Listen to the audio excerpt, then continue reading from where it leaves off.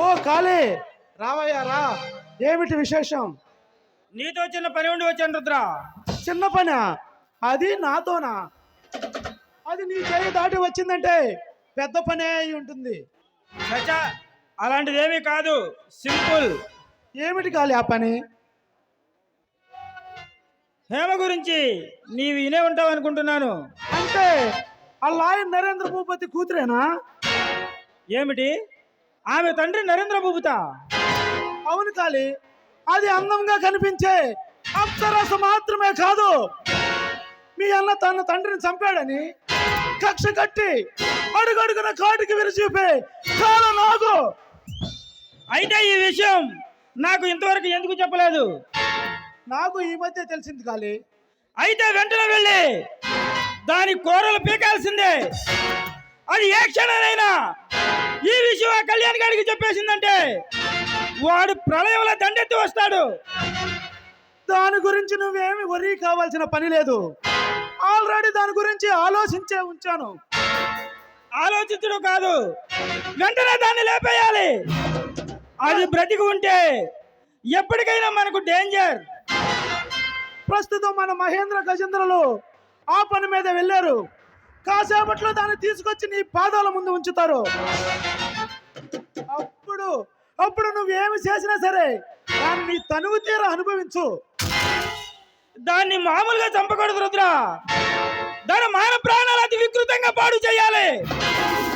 నాకు ఈ ఆనజన్మ ఎందుకు ప్రసాదించవయ్యా దేవుడు అని అది పోరున ఏడవాలి. అలా ఏడుస్తూ అది శవంగా మారాలి. ఆ శవాన్ని ఆ కళ్యాణ్ గారికి కానుకగా పంపాలి. అలాగే చేద్దాము. కానీ ఆ హారాన్ని సింగపూర్ చేర్పించావా? నేనే స్వయంగా తీసుకువెళ్ళాను. ఏమన్నాడు ఆ సేటు? హారం చూడగానే హడిలిపోయాడు.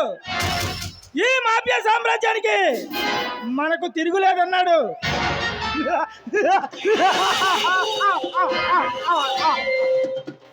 ఈ ఋతుడు ఏ రత్వానికి అలాంటి పేరు ఉండాల్సిందేలే.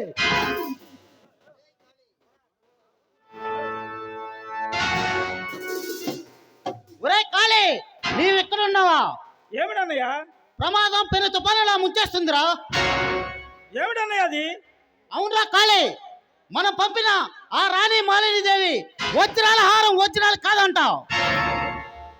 నకిలీ హారాన్ని అంటకట్టి 5 కోట్లకి ముంచేశావని ఆ లాల్ బహదూర్ గాడు వాడి మనుషులు ఆ పాల్కాల్ గాడు వచ్చి క్లబ్ అంతా సర్వనాశనం చేసి వెళ్ళారు.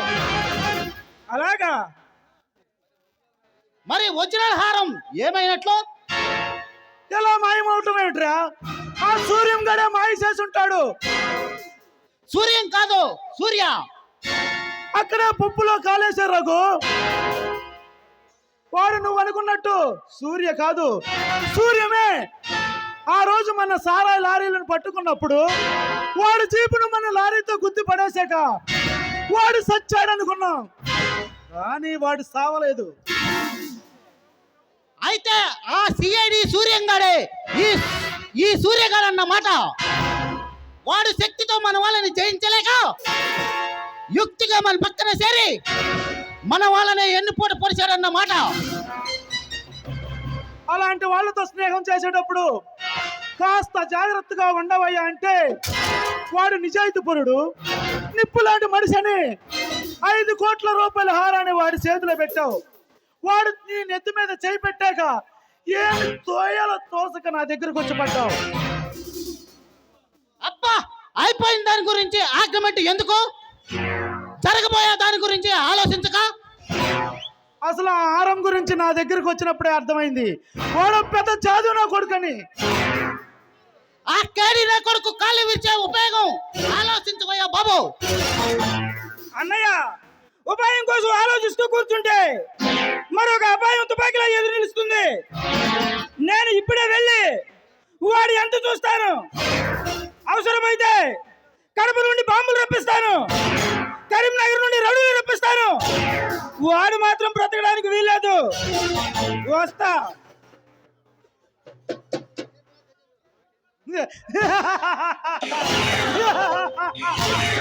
ఆ మగేంద్ర గజేంద్రలో ఏమని తీసుకురా కానీ మన పక్కలు గబ్బులాల గుహ బంధిస్తాను. దాన్ని బంధిస్తే మనకేంటి లాభం? ఈ రుద్రుడు ఏ పని చేసినా ఓ పద్ధతి ప్రకారం ప్లాన్ గీస్తాడు. పచ్చినెత్తుడితోనే ప్లాన్ గీస్తాడు. దాన్ని బంధించిన వెంటనే వాళ్ళంతా తలా వైపు నుంచి వస్తారు. వచ్చిన వాడిని వచ్చినట్టు నరికి పారేద్దాం. ఎందుకైనా మంచిది మన కబీర్ దాదాన్ని కూడా రప్పిస్తామా? వాడికో అడ్రస్ లేడు. వాడు ఎక్కడున్నాడని వెతుకుదాం. వాడు ప్రస్తుతం ముంబైలో ఉంటాడని తెలిసింది. అయితే వాడిని రప్పించే మార్గం నువ్వు చెయ్యి. అంతలో దీని సంగతి నేను చూస్తాను.